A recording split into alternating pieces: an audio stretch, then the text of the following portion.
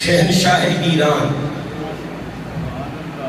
بولیے شہنشاہ ایران، جس کا لقب تھا کسرا اور نام تھا خسرو پرویز۔ ایک بار کہیں گے آپ کیا نام تھا؟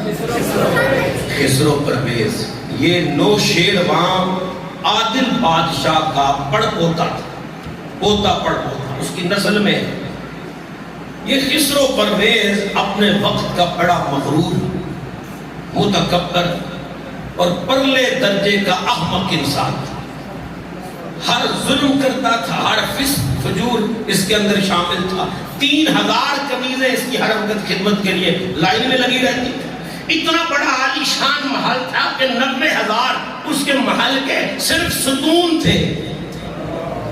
کیا 90,000 ستون تھے؟ ستون اے تھم جنوان ہے، 2 لگے ہوئے نا مسجد کی ماردن پہ کھڑی ہے۔ 90,000 ستون تھے اس کے محل کے۔ اب اندازہ کر لیں کہ محل کتنا بڑا ہوگا۔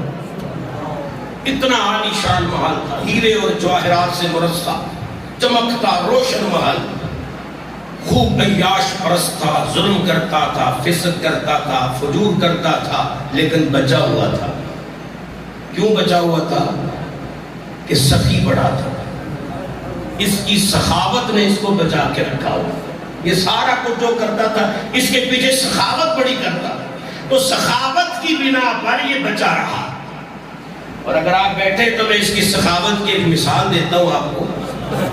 ایک مچھیرا مچھلی لے آیا، اس کو بڑی پسند آئی، اس نے انعام کے طور پر 4000 درہم اس مچھیرے کو دے دی۔ کتنے؟ یہ 4000 درہم کوئی 80-90 کروڑ بنتا ہے۔ 4000 درہم اس کو دے دی۔ اس کی بیوی نے یہ منظر دیکھا تو اٹھی اور اس کے کان میں آ کر کہنے لگی یہ کیا کیا؟ کہا سخاوت کی ہے، کہا غلط کیا، کہا کیوں غلط کیا؟ کہا اتنی بڑی رقم تو نے اس مچھیرے کو دے دی ہے۔ کل اگر تو کسی جرنیل کو اگر کوئی تحفہ دے گا تو 4000 اگر دے گا تو وہ کہے گا کہ میری اتنی بھی قدر نہیں کہ جو مچھیرے کو دیا مجھے بھی اتنا ہی دے رہا ہے۔ اب 4000 درہم تجھ سے کوئی تحفے میں بھی قبول نہیں کرے گا، اس لیے غلط کیا تو نے، بہت بڑی رقم دے دی ہے اس کو۔ اس نے کہا واپس تو میں لے نہیں سکتا کیونکہ میری سخاوت کے لائق نہیں ہے۔ تو بیوی سیانی تھی، اس نے کہا اچھا بیوی پتہ ہے کون سی تھی؟ اس کی شیریں نام تھا اس کا۔ وہ شیریں فرحات کا قصہ نہیں جو مشہور، وہ والی شیریں۔ اس نے کہا طریقہ میں آپ کو بتاتی ہوں، پیسہ ہمارا واپس آ جائے گا۔ اس نے کہا کیا طریقہ ہے؟ اس نے کہا اس مچھیرے کو بلاؤ، اس سے پوچھو کہ ہم نے جو تجھے انعام دیا ہے نا وہ مشروط ہے، ہمارے سوال کا جواب اگر تو نے صحیح دیا تو تجھے 4000 درہم ملیں گے، نہیں تو واپس۔ اس نے کہا جی سوال کیا پوچھنا ہے اس سے؟ تو بیوی کہنے لگی اس سے پوچھو جو تو نے مچھلی ہمیں دی ہے وہ نر ہے کہ مادہ ہے؟ اگر اس نے کہا نر ہے تو تو کہنا ہمیں مادہ چاہیے تھی، لہذا مچھلی لے اور پیسے واپس کر۔ اور اگر وہ کہے کہ مادہ ہے تو تو کہنا ہمیں نر چاہیے تھی۔ دونوں صورتوں میں پیسے واپس آ جائیں گے۔ اچھا یہ جو خسر پسر کر رہی تھی نا اپنے شوہر کے کان میں، وہ مچھیرا بھی دیکھ رہا تھا، وہ بھی کو بڑا سیانہ بندہ سی۔ بادشاہ نے فوراً بلایا بھائی جو تو نے مچھلی دی ہے وہ نر ہے کہ مادہ ہے؟ اس نے بھی کہا حضرت شہنشاہ سلامت میں جان کی امان چاہتا ہوں وہ نہ نر ہے نہ مادہ ہے، وہ خسرا ہے۔ وہ مچھلی نر ہے۔ اچھا بادشاہ کو اس کی سخاوت میں اور جوش آیا، اس نے کہا 4000 اسے اور دے دو، 4000 اسے اور دے دو۔ 4000 درہم اور لیے لے کے جانے لگا، ٹھنڈا لگا، 1 درہم زمین پہ گر گیا، فوراً زمین پہ بیٹھا اور درہم کو اٹھا لیا۔ بیوی بادشاہ کی دیکھ کر کہنے لگی کتنا حریص ہے، کتنا لالچی ہے، اتنی بڑی رقم لے کے بھی رجیا نہیں۔ 1 درہم گر رہا تھا وہ بھی نہیں چھوڑا، وہ بھی اٹھا لیا اس نے، اس سے سارا کچھ واپس لو۔ بادشاہ نے واپس بلایا، کہا تو اتنا حریص ہے، اتنا کمی ہے، 1 درہم نیچے گرا وہ بھی نہیں چھوڑا۔ اس نے کہا بادشاہ سلامت جان کی امان چاہوں تو ایک بات کروں؟ کہا کرو۔ کہا چھوڑتا کیسے؟ اس درہم پہ آپ کے نام کی مہر لگی ہوئی ہے، اگر یہ زمین پہ پڑا رہتا کسی کا پیر اوپر آ جاتا میں یہ گوارا ہی نہیں کرتا تھا۔ بادشاہ نے اور جوش آیا، انہیں کہا 8,000 اور دو۔ مقصد کیا ہے بتانے کا؟ مقصد یہ اتنا بڑا سخی تھا، ہزاروں کروڑوں لٹانے والا تھا، اور اس سخاوت نے اس کو اب تک بچا کے رکھا تھا۔ پتہ چلا سخاوت، سخی کبھی کنگال نہیں ہوتا، سخی کبھی پریشان نہیں ہوتا، سخاوت بندے کو بچا لیتی ہے۔ یار ایک کافر بچی پھرتا ہے۔ میرے کریم نبی علیہ السلام نے اس خسر و پرویز کی طرف خط بھیجا۔ نبی کریم علیہ السلام کا نامہ مبارک، خط مبارک لے کے جناب عبداللہ بن حذافہ السہمی اس کے دربار میں پہنچے۔ بسم اللہ شریف پڑھی، خط شروع ہوا۔ کہاں سے؟ من محمد رسول اللہ الى کسرا عظیم الفارس۔ بس جب اتنا جملہ پڑھا نا میرے نبی کے قاصد نے، تو یہ بے ایمان اٹھ کر کھڑا ہو گیا اور آگ بگولا ہو گیا، آنکھوں میں خون اتر آیا۔ اس نے کہا ایک عربی کی جو میرا غلام ہے، سارے عرب کو اپنا غلام سمجھتا تھا، ایک عربی کی جو میرا غلام ہے، اتنی بڑی جرأت کہ وہ اپنا نام میرے نام سے پہلے لکھے۔ من محمد رسول اللہ الى کسرا عظیم الفارس، اس نے اپنا نام پہلے لکھا، میرا نام بعد میں لکھا۔ العیاذ باللہ تعالی، اس نے جناب عبداللہ بن حذافہ کے ہاتھ سے وہ خط مبارک چھینا اور ٹکڑے کر دیا، پھاڑ دیا، اور نہ جانے کیا کیا بکواس کی۔ اور پھر جناب اس نے فوراً قاصد تیار کیا اور اس نے بازان کے گورنر کو، بازان جو گورنر تھا یمن کا، اس کو خط لکھا اور قاصد دے کر کہا فوراً اس کے پاس پہنچو۔ اب ذرا جرأت دیکھیے اس خسر و پرویز کی۔ کہتے ہیں بازان کو کہو کہ عرب کے اندر کسی نے نبوت کا دعویٰ کیا ہے، نام اس کا محمد ہے، اپنے 2 سپاہی بھیجو، مجھے جلد از جلد محمد اپنے دربار میں چاہیے اور بیڑیوں میں گرفتار چاہیے۔ جرأت دیکھو، مجھے محمد گرفتار چاہیے۔ یمن کے گورنر کو جب یہ پیغام پہنچا، اس نے 2 جرنیل قسم کے بندے تیار کیے، جاؤ مدینے میں اور محمد عربی کو میرا خط پہنچاؤ۔ اس میں لکھا تھا بازان گورنر یمن کی طرف سے، ہمیں بادشاہ خسر و پرویز کا حکم ہے کہ آپ اس کے دربار میں پیش ہو جائیں، آپ سیدھے طریقے سے پیش ہو جائیں، نہیں تو پھر ہم یہ کر لیں گے، ہم وہ کر لیں گے، مدینے کی اینٹ سے اینٹ بجا دیں گے، تمہارے شہروں کو چلا کے راکھ کا ڈھیر بنا دیں گے، ہم فلاں فلاں، ہم یہ کر ظلم کی انتہا کر دیں گے۔ وہ خط لے کے 2 بندے مدینے میں آئے حضور کو گرفتار کرنے کے لیے۔ گل سمجھ رہے ہو کہ کوئی نہیں؟ حالے مدینے پہنچے نہیں تے طائف جو لنگ رہے سن، تے مکے اور مدینے کے جو رئیس تھے نا، وہ سارے وہاں بیٹھے ہوئے تھے ابو سفیان کی قیادت میں۔ انہوں نے بلایا انہیں کہ کہاں جا رہے ہو؟ کہا جی کسریٰ نے محمد عربی کو گرفتار کرنے کے لیے ہمیں بھیجا ہے، ہم انہیں گرفتار کرنے کے لیے ہم جا رہے ہیں، اگر وہ صحیح طریقے سے نہیں آئیں گے تو گرفتار کریں گے۔ انہوں نے تالیاں بجائیاں، بڑے خوش ہوئے، کہنے لگے اب محمد کی اینٹ سے اینٹ بجے گی کہ اب اس کی ٹکر کسریٰ سے ہونے والی ہے۔ وہ بڑے خوش ہوئے۔ ادھر یہ مدینے پہنچے، اگلی گھر بڑے لطف والی ہے۔ میرے کریم نبی علیہ السلام کے صحابہ کی نظر پڑی، 2 اجنبی آئے ہیں گھوڑوں پر۔ انہوں نے ان سے پوچھا کہاں سے آئے ہو، کس مقصد کے لیے آئے ہو؟ انہوں نے کہا جی اسی محمد عربی نو گرفتار کرنا آیا ہوں۔ تے مسکرا کے میرے نبی کے صحابہ نے فرمایا آؤ تمہیں دربار محمد میں لے چلتے ہیں، دیکھتے ہیں تم گرفتار کرنے آئے ہو یا گرفتار ہونے آئے ہو۔ یہ تو حضور کی بارگاہ میں چلو گے تو پتہ چلے گا۔ حضرات اکرامی قدر بڑی بڑھ کے مار رہے تھے، بڑی شوخیاں دکھا رہے تھے، دربار رسالت میں پہنچے، نبی کریم صلی اللہ علیہ وسلم کے سامنے بیٹھے۔ اب بیٹھتے ہی گردن جھک گئی، گردن جھک گئی، جی جلال نبوت کی وجہ سے پسینے آنے لگے، جس کے یہ رگ پھڑکنے لگی، خائف ہو گئے، بول پاتے نہیں۔ حضور نے فرمایا انہوں آنکھوں کو گل بھی کرو۔ حضرات اکرامی قدر میرے کریم نبی کی بارگاہ میں انہوں نے ڈرتے ڈرتے کانپتے کانپتے لڑکھڑاتی ہوئی زبان سے کہنے لگے ہمیں ایران کے شاہ نے بھیجا ہے، بازان کی طرف سے آئے گے، حضور ہم آپ کو گرفتار کرنے آئے ہیں۔ میرے کریم نبی نے ساریاں گلاں سنیاں، سن کے میرے مصطفیٰ کریم مسکرائے۔ یا اللہ جڑا حضور دی مسکراہٹ تے سبحان اللہ تھے، انہوں من لگیا مصطفیٰ دا دیدار نصیب ہوئے۔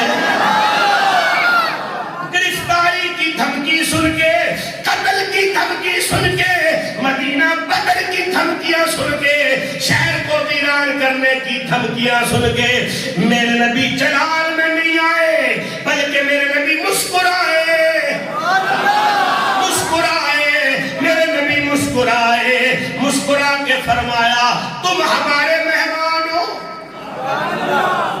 تم ہمارے مہمان ہو، سفر کر کے آئے ہو، بھوک بھی لگی ہوگی، پیاس بھی لگی ہوگی۔ فرمایا علی،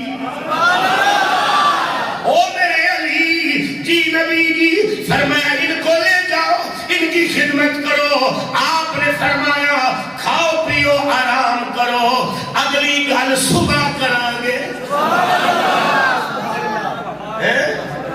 جاؤ آرام کرو، کھاؤ پیو، سفر سے آئے ہو، تھکے ہوئے ہو، مسافر ہو، آرام کرو، صبح ہوگی، باقی باتیں صبح کریں گے۔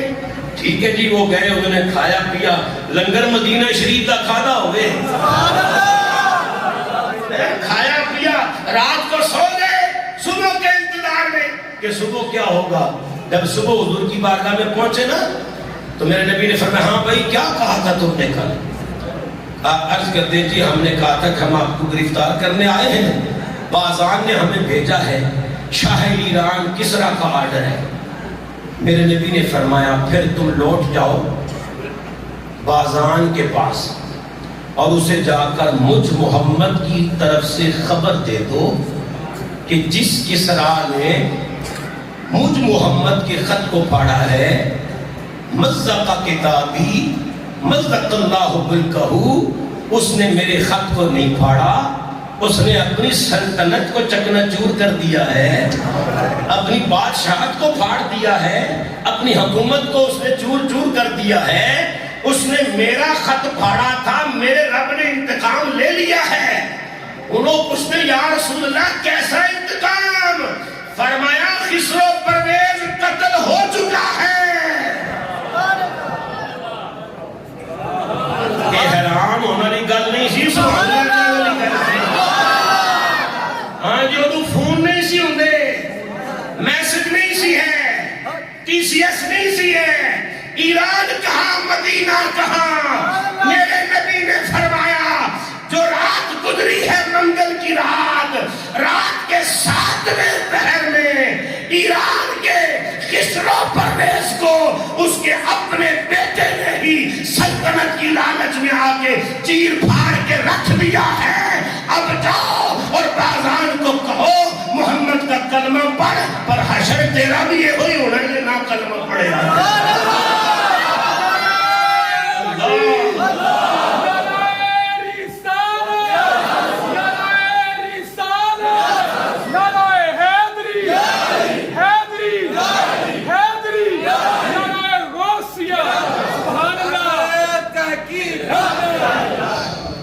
رات کو بات سمجھ بھی آئے کہ کوئی نہیں؟ میرے نبی نے خبریں دے دی، اچھا روایت میں لکھا ہے کہ رات کے 12 بجے جبریل آیا. روایت میں دکھاتا ہوں, رات کے 12 بجے جبریل آیا, آ کر خبر دی یا رسول اللہ وہ جس نے آپ کا خط پھاڑا تھا نا اللہ نے کام تمام کر دیا ہے. اللہ فرماتا ہے مصطفیٰ تیرا دشمن میرا دشمن, اس لیے میں نے اس کا قلع کما کر دیا ہے. اچھا سنیے حضرات, 4000 سال سے یہ خاندان حکومت کر رہا ہے. کتنے ہزار سال؟ کچی 4000 سال سے یہ لوگ ایران کے حاکم تھے اور بڑی ڈاٹ سے حکومت کر رہے تھے, بڑے دھڑلے سے, اور بڑی سپر پاور تھی ان کی. 4000 سال سے حکومت کر رہے تھے. ان کا تخت حکومت نہیں ہلا, نہیں دراڑیں پڑی, نہیں گرا, نہیں کبھی کمزوری آئی. لیکن جس لمحے رسول اللہ کی بے ادبی کی, میرے نبی کے خط مبارک کی توہین کی, بے ادبی کی, پھر 4000 سال کی بات نہیں, اگلی رات خسرو پرویز واصل جہنم ہو گیا, اپنے بیٹے کے ہاتھوں مارا گیا. اور پھر اس کے بعد صرف 4 سال تک ان کی حکومت رہی. پھر جناب والا ایران بھی میرے مصطفیٰ کے غلاموں کے قبضے میں آ گیا تھا. کہاں 4000 سال اور کہاں صرف 4 سال. اللہ ہر شے برداشت کر لیتا, یار دی بے ادبی برداشت نہیں کرتا. مصطفیٰ کے مکتوب کی کوئی توہین کرے تو میرا رب برداشت نہیں کرتا, تو رب کے قرآن کی کوئی توہین کرے تو میرا رب کیسے برداشت کرتا ہے.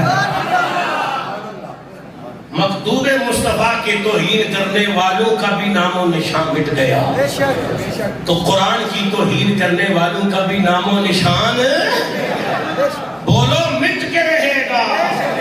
عظمت قرآن پہ ہماری جان بھی قرآن, حرمت قرآن پہ, عظمت قرآن پہ. جیدی دلو آواز نکل سکتی ہے کٹو, باقی ہمیں فرضی آواز نہیں کٹنی.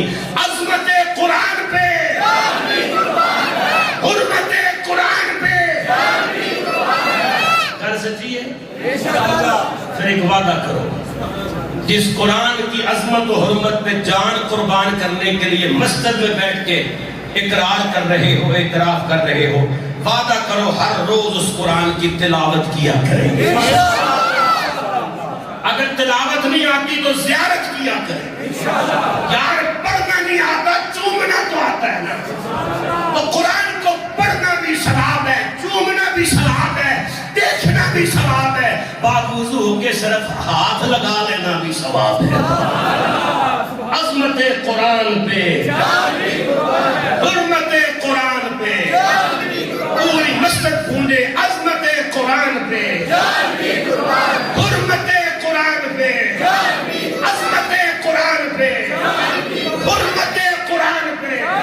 اللہ اکبر. بڑے بڑے آئے اس چراغ محمدی کو بجھانے, لیکن یہ کسی سے بجھ سکا نہیں, کیونکہ میرے اللہ کا وعدہ ہے. اللہ فرماتا ہے یریدون لیطفئوا نور اللہ بافواہہم واللہ متم نورہ ولو کرہ الکافرون.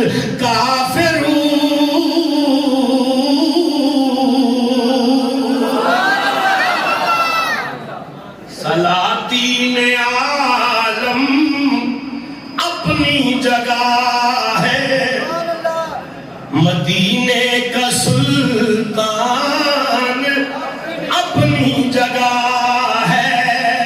بدلتی رہی آسمانی کتابیں, محمد کا قرآن اپنی جگہ.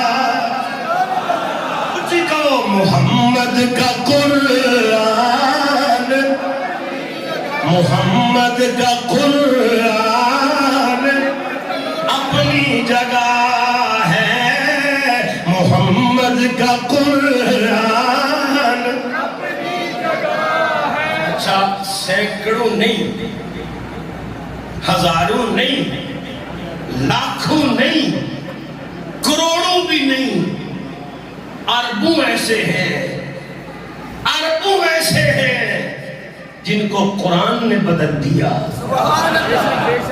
اربوں ایسے ہیں جن کو قرآن نے بدل دیا، لیکن اربوں مل کر بھی قرآن کی نہ زبر بدل سکے نہ زیر بدل سکے۔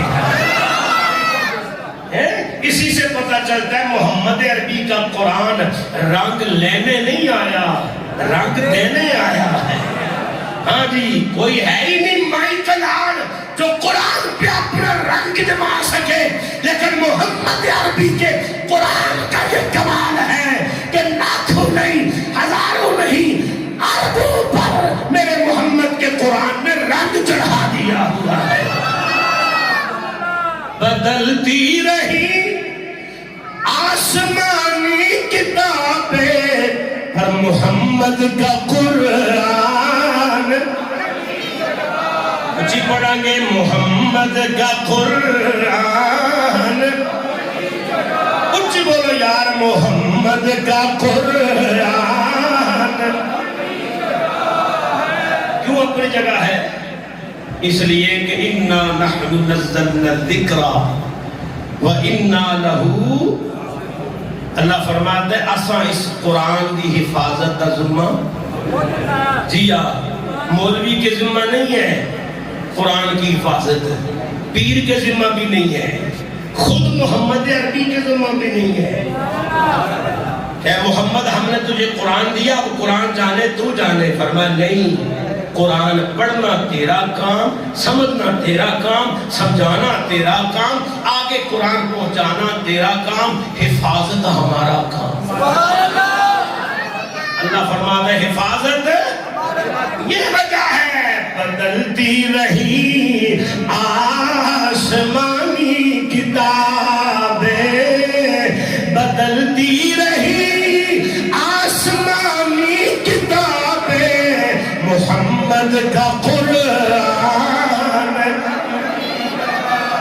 محمد کا قرآن اپنی جگہ ہے، محمد کا قرآن۔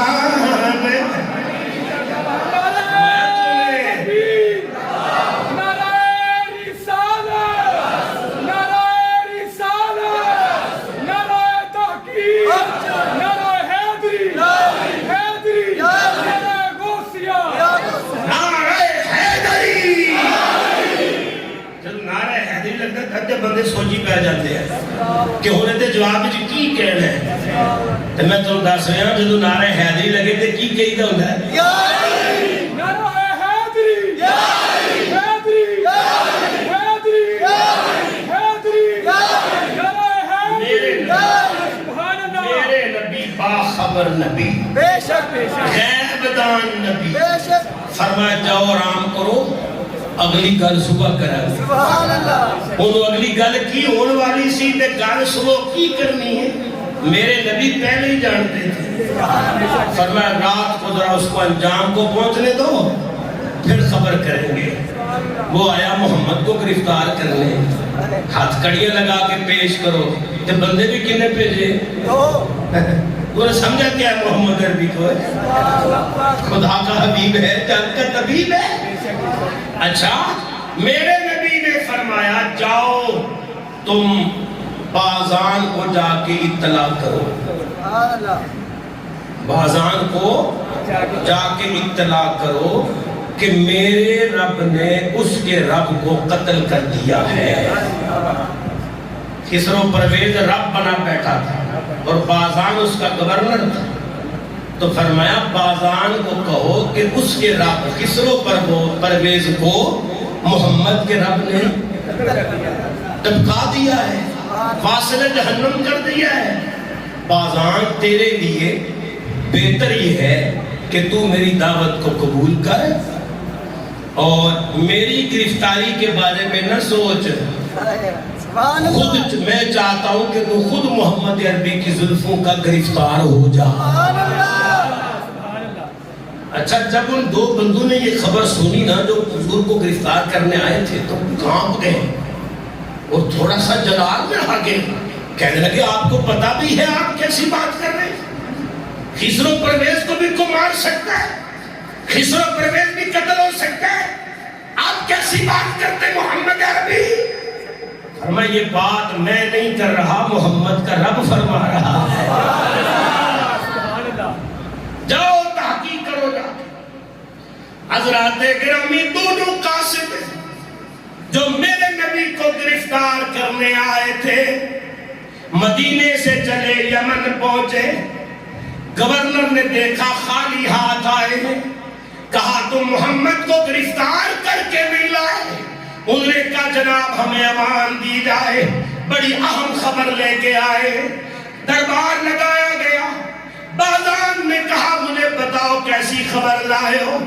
انہوں نے کہا وہ جن کے پاس ہم گئے تھے محمد عربی صلی اللہ علیہ وسلم, انہوں نے ہمیں خبر دی ہے کل رات کے پچھلے پہر ایران کے بادشاہ خسرو پرویز کو اس کے بیٹے نے قتل کر دیا ہے. خسرو قتل ہو چکا ہے, ایران کا کسرا مارا جا چکا ہے. یہ محمد عربی کی طرف سے خبر ہے. آپ نے فرمایا بازان کہنے لگا مجھے یہ بتاؤ اگر یہ محمد عربی نے مجھے خبر دی ہے تو محمد عربی کو کس نے خبر دی ہے؟ مجھے محمد عربی خبر دے رہا ہے, کہاں ایران کہاں مدینہ, تو مجھے بتاؤ بھائی پھر محمد کو کس نے خبر دی ہے؟ وہ جرنیل بول کر کہنے لگے جی یہ ہوئی سوال آسانی پوچھے ایسی انہوں کو کہ تانوں کی نے خبر دیتی ہے؟ تو انہوں نے فرمایا تھا مجھے میرے رب نے خبر دی ہے. اور میں نے آپ کو پیچھے روایت کی خبر سنائی کہ رات 12 بجے جبریل آئے.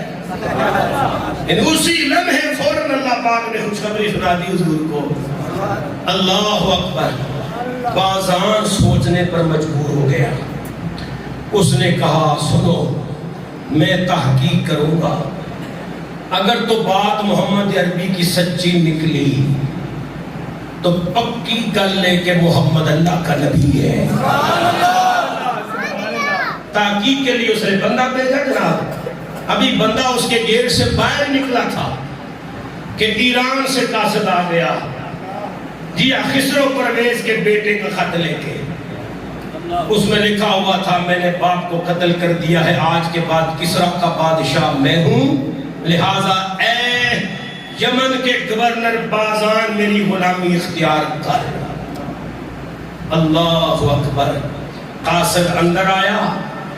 اب ادھر محمد عربی کی خبر ہے اور ادھر خسرو پرویز کے بیٹے کا خط ہے.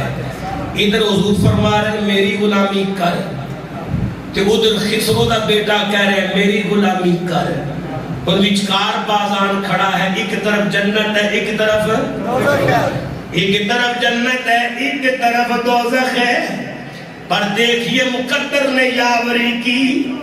جس طرح خسرو پرویز نے میرے نبی کا خط پھاڑا تھا, بازان نے خسرو کے بیٹے کا خط پھاڑا. خسرو کے بیٹے کا خط پھاڑا.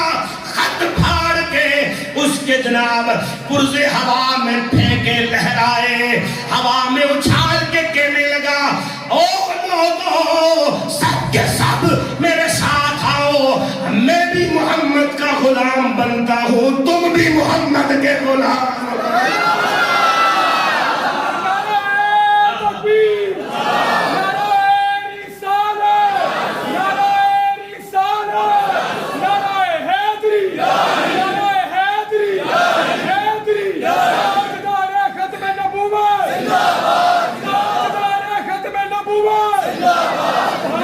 مصطفیٰ دے دردی غلامی کر, مصطفیٰ دے دردی غلامی نہیں اس تو بہتر کوئی نیک نامی کر, مصطفیٰ دے.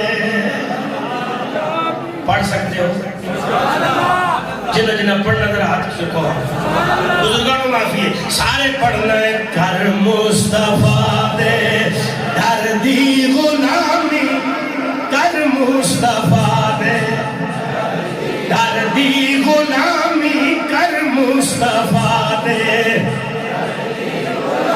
اچھی بولو کر مصطفیٰ دے در دی غلامی اور نہیں اس کو بہتر کوئی نیک نامی کر مصطفیٰ دے در دی رب پاک دے دائے قرآن پڑھے رب پاک دے دائے خود ایک صلاح فاتبعونی یحببکم اللہ فاتبعونی یحببکم اللہ کرسی تیرے نال رب ہم کلامی کر مصطفیٰ دے در دی غلامی کر مصطفیٰ دے